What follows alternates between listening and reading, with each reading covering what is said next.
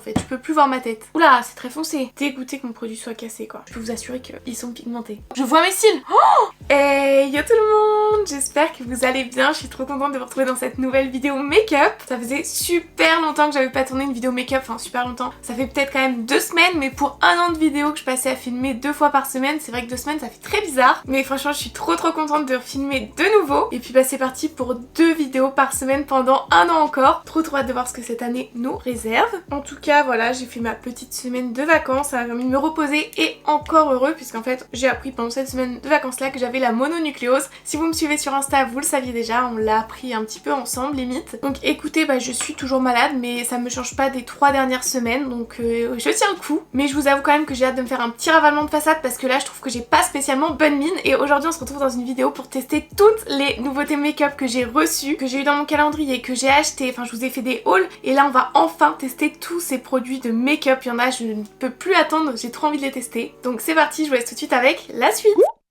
Écoutez, moi je vous propose qu'on commence sans tarder parce qu'on a pas mal de produits à tester. Franchement j'ai trop hâte de ressembler à quelque chose parce que là j'en peux plus en fait, je peux plus voir ma tête. Et donc c'est parti, on va commencer avec une base de teint que j'ai eue dans mon calendrier L'Oréal. C'est la Prime Lab matifiante. Je ne connais pas du tout les bases de teint de chez L'Oréal donc franchement je suis super contente de tester leurs produits de teint. Donc elle est censée matifier la peau, ça me paraît assez logique. Faire agripper le make-up et le faire tenir dans toute la journée. À l'intérieur en plus on retrouve du soin puisqu'il y a de l'acide salicylique pour vraiment venir lisser la peau, enlever l'excès de sébum, etc. Alors moi j'ai pas du tout la peau grasse mais écoutez c'est pas grave, on va quand même la tester. On est sur un petit embout comme ça. C'est une base assez liquide, vous voyez elle est un petit peu blanche et je vais vraiment venir la centrer à la zone T. Il n'y a pas d'odeur spécifique, c'est très léger, ça s'applique bien, ça sèche très vite. Évidemment ça va pas laisser de finigrane puisque c'est pour les gens qui ont la peau à tendance grasse. On sent un léger effet agrippant, ce qui va venir faire tenir le make-up. Et ça c'est vrai que si vous avez la peau à tendance grasse c'est un truc que vous allez adorer, le fait que votre make-up il va pas bouger avec l'excès de sébum, etc. Donc écoutez, c'est validé, c'est très agréable à appliquer. Au niveau de la peau, je vois tout de suite que là je ne brille plus du tout au niveau de la zone T où je l'ai appliqué. Quand je me regarde dans le miroir, ma peau elle est complètement matifiée. Donc sur ça, elle tient vraiment sa promesse. Ensuite, on a encore un produit de chez L'Oréal. On a un petit peu de tout dans cette vidéo et c'est la Lumino Glotion. Alors pareil, je connais pas du tout. Vous voyez, le produit il est encore emballé même. Et alors là, j'ai un petit peu peur pour la teinte parce que c'est la teinte 902 Light Glow, mais ça me paraît peut-être un chouïa foncé. Donc écoutez, on va voir. Donc on est clairement sur un dupe des produits Charlotte Tilbury, des produits qu'on teste beaucoup en ce moment d'ailleurs. On l'utilise un petit peu comme on veut et il va me donner la peau glowy. Donc j'ai trop hâte de tester parce que vous le savez, moi j'adore ce genre de produit. Donc ça se présente comme ceci et on va l'utiliser du coup en tant que fond de teint. Donc on retrouve le même petit applicateur que la base de teint. Je vais venir en appliquer, je sais pas trop, une quantité raisonnable. Oula, c'est très foncé. Après je me méfie, je sais que ce genre de produit, et en final quand on les applique c'est quand même assez léger. Donc je vais appliquer déjà ça. Pour ton visage je pense que c'est pas trop mal et je vais l'appliquer au pinceau. Pour ça vous avez l'habitude, mais passe au fond de teint et on vient estomper. Parce que c'est vraiment pas à quoi m'attendre. Bon déjà au niveau de la teinte, vous voyez quand on estompe la teinte elle disparaît. Enfin elle disparaît pas mais ça fait pas trop foncé. C'est assez frais à appliquer, ça a l'air de bien se fondre. Par contre je vois légèrement l'effet glowy mais pas tant que ça hein. Ou alors j'en ai pas mis assez. C'est assez léger, c'est un glow qui est vraiment très léger, beaucoup plus léger que tous les dupes qu'on a pu tester des produits Charlotte Tilbury. Après ça ne vend pas un truc vraiment waouh, mais je vous avoue que c'est plus des petites paillettes que ça vous met sur votre teint pour vous donner en fait un effet bonne mine. Mais franchement c'est pas du tout mon produit préféré. Je préfère largement par exemple celui de chez Normal ou de chez Essence qui sont beaucoup moins chers du coup. Donc si vous cherchez un produit comme celui-ci, je vous retourne forcément vers ceux de chez Normal, de chez Essence, de Charlotte Tilbury qui sont franchement bien mieux. Maintenant on n'a pas de nouvelles anti-cernes à tester ni de produits à sourcils, mais on a des bronzers, des blushs, des poudres. Donc je fais tout ça et je reviens juste après.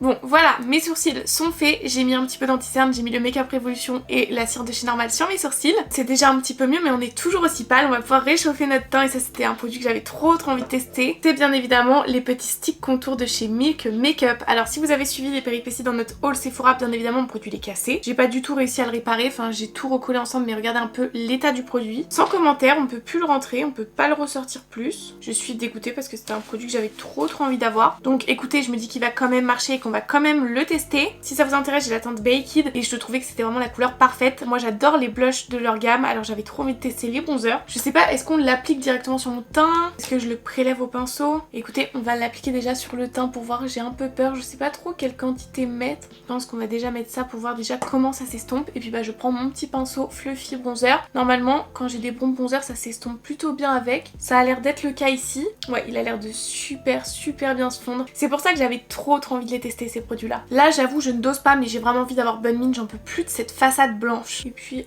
ça devrait le faire. J'ai l'impression qu'on est pas trop mal. Là, ça m'a super bien réchauffé ce côté de teint là. Et comme vous voyez, c'est fondu, il n'y a aucune trace. Franchement, c'est parfait. Donc on va pouvoir faire pareil de l'autre côté. Donc pareil, on va l'estomper directement comme ça. Je viens de terminer la saison 2 de Squid Game. Dites-moi en commentaire si vous l'avez regardé, ce que vous en avez pensé, parce que personnellement, j'étais archi déçue. J'attendais de ouf la saison 2 et au final, je trouve qu'on commence et on termine la saison 2 avec le même nombre d'informations quoi. Bon écoutez, par contre de ce côté là il s'est tout aussi bien fondu aussi, il s'est appliqué super facilement, c'était vraiment pour ça que j'avais trop envie de les tester, j'en entendais que du bien et pour le coup je suis vraiment pas déçue, c'est vrai qu'ils sont top. Dégoûtée que mon produit soit cassé quoi. Donc je vais vous laisser zoomer parce que là on va venir appliquer le blush, mais en tout cas pour moi ça c'est un produit validé. Maintenant le blush, on en a deux à tester, on a bien évidemment celui de chez Dior, je peux plus attendre, je l'ai toujours pas testé, mais avant on va mettre celui crème de chez Ilia. Vous savez c'est les petits blushs multi-usages comme ça, quand je vous avais présenté dans le haul vous avez été nombreuses à me dire que vous les adoriez, donc je suis trop contente de tester. C'est la même couleur que le fond. Donc ce sont des petits blushs en stick crème comme ça qu'on peut mettre sur les yeux et sur les joues et sur les lèvres aussi. J'avais trop hâte de le tester. La teinte c'est la teinte Tenderly. Pareil ça je vais l'appliquer directement sur la joue je pense. On va venir l'appliquer. C'est une couleur assez légère en transparence. C'est très léger parce que je pense que vous allez avoir du mal à le voir. Mais je m'attendais à un truc un peu plus crémeux parce que là je suis vraiment obligée d'appuyer. J'ai peur que ça fasse une trace. Je vais essayer de l'estomper tout de suite pour être sûre. Ok non pas du tout, ça fait pas de trace, ça se fond bien. Mais vu que j'ai appuyé un peu fort ça m'a un peu déplacé la matière, donc je pense que le mieux c'est de le prélever au pinceau. Donc c'est ce qu'on va faire. La couleur elle est vraiment légère, je suis un peu déçue par contre. Là on voit rien quoi. Troisième technique, le doigt, parce que du coup ça va venir chauffer le produit. Vous voyez là on le voit bien.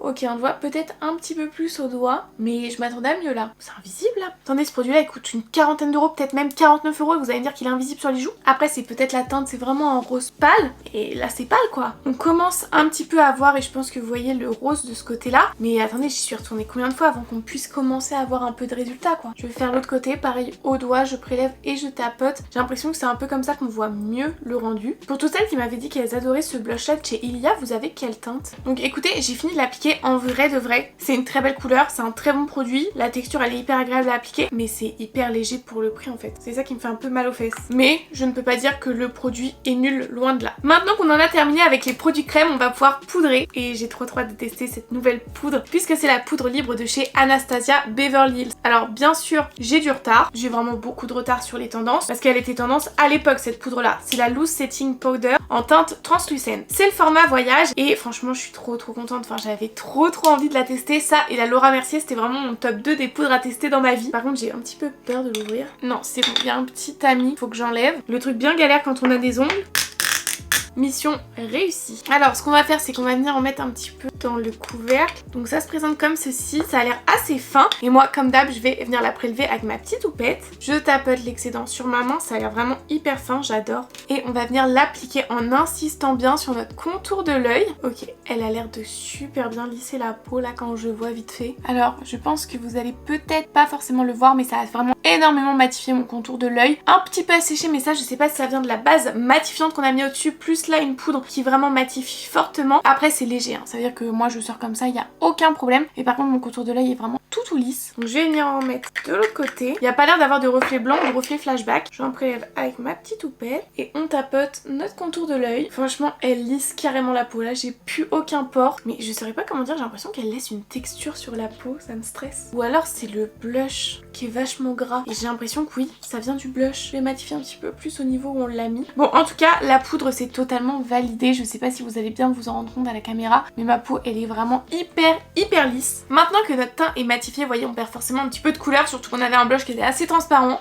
Bref, on va venir mettre le blush de chez Dior. J'avais trop hâte de le tester. Dites-vous, sincèrement, je pense, ça fait peut-être un mois que je l'ai et que je l'ai pas testé. Enfin, on l'avait juste swatché dans la vidéo haul. C'est une petite pépite, c'est mon tout premier make-up un peu de luxe. Je trouve ça trop beau. J'ai la teinte pink, c'est la teinte 1 bien évidemment. Regardez-moi cette beauté. Bon après, à ce qui paraît, c'est pas très voyant sur la peau. J'ai la peau très pâle, donc je me dis que peut-être ça se verra. On va tester. Je viens le prélever au pinceau et ça a l'air de plutôt bien se prélever quand même. On le voit sur le pinceau. Après, c'est vraiment un blush assez flashy, enfin vous voyez c'est vraiment un rose flashy et franchement je suis désolée de vous le dire, je viens de poser le pinceau, je vois déjà de ouf que la couleur ressort archi bien, donc comme quoi toutes les rumeurs comme quoi il n'était pas pigmenté c'est totalement faux. En caméra avec toutes les lumières sur moi peut-être que ça ressortira pas aussi bien, mais je peux vous assurer qu'ils sont pigmentés. Je suis trop contente, j'avais trop peur que ça soit pas le cas et que je sois déçue et au final c'est trop bien. Si jamais ça ressort ressort pas assez bien à la caméra, je vous fais une petite vidéo là où je trouve qu'on voit quand même beaucoup mieux et qu'il est quand même très pigmenté. Donc on va faire pareil de l'autre côté. Il s'estompe hyper bien, il s'applique bien et tout, je suis trop contente. En même temps à 50 € le blush, je suis bien contente qu'il soit quand même un peu beau. Sur les teintes j'ai quand même beaucoup hésité parce qu'il y en a quand même pas mal de super belles, mais je me suis dit vas-y, c'est quand même celle-là la classico-classique.